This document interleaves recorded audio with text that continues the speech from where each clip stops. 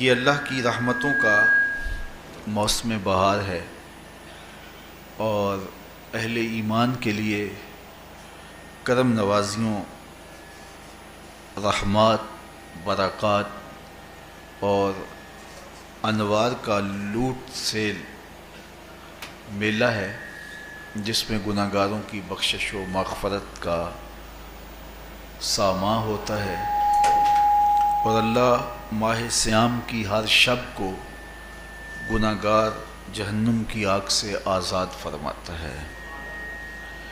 یہ بابرکت مہینہ اپنے دامن میں اتنی برکتیں لیے ہوئے جلوہ گر ہوتا ہے کہ رسول کریم صلی اللہ علیہ وآلہ وسلم نے ارشاد فرمایا، اگر لوگوں کو پتہ چل جائے کہ رمضان میں کیا ہے تو وہ آرزو کریں کہ پورا سال ہی رمضان رہے۔ اتنی برکتیں اور اتنی رحمتیں اللہ نے اس مبارک مہینے کے دامن میں ڈال دی ہیں۔ میں نے جو آپ کے سامنے آیت کریمہ تلاوت کی ہے، اس میں بھی اس مفہوم کو بیان فرمایا گیا کہ اے ایمان والو، تمہارے اوپر روزے فرض کیے گئے ہیں جس طرح تم سے پہلوں پہ فرض کیے گئے تھے۔ یا ایھا الذین آمنوا کتب علیکم الصیام کما کتب علی الذین من قبلکم۔ کیوں فرض کیے گئے؟ وجہ کیا ہے؟ لعلکم تتقون، تاکہ تم متقی بن جاؤ، تم پرہیزگار بن جاؤ۔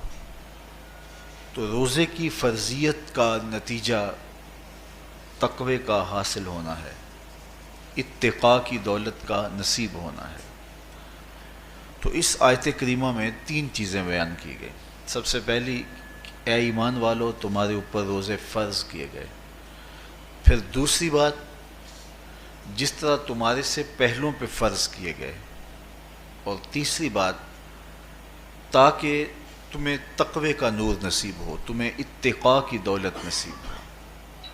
تو ایک تو روزے کی فرضیت کا حکم دیا گیا، اور دوسرا یہ تسلی دی گئی کہ یہ بھوک اور پیاس کی شدت تمہیں ہی نہیں کاٹنا پڑے گی، تم سے قبل بھی لوگ یہ عبادت کرتے رہے ہیں اور وہ اس مشکل عبادت سے تقوی کو حاصل کرتے رہے ہیں، اور تمہیں بھی ہم اس راستے سے تقوی نصیب کرنا چاہتے ہیں۔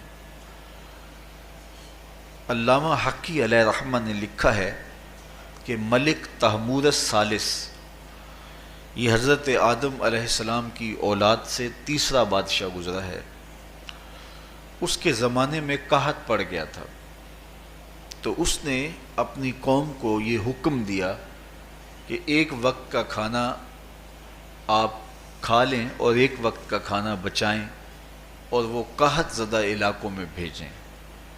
تو قوم نے اس حکم کو بصر و چشم قبول کیا اور ایک وقت کا فاقہ کاٹ کے اپنے ان بھائیوں کے لیے وہ کھانا بھیجتے جو قحط میں مبتلا تھے۔ قوم کی یہ ادا اللہ کو پسند آ گئی اور وقت کے نبی پر وحی کی گئی کہ تمہارے اس عمل کو ہم عبادت قرار دیتے ہیں۔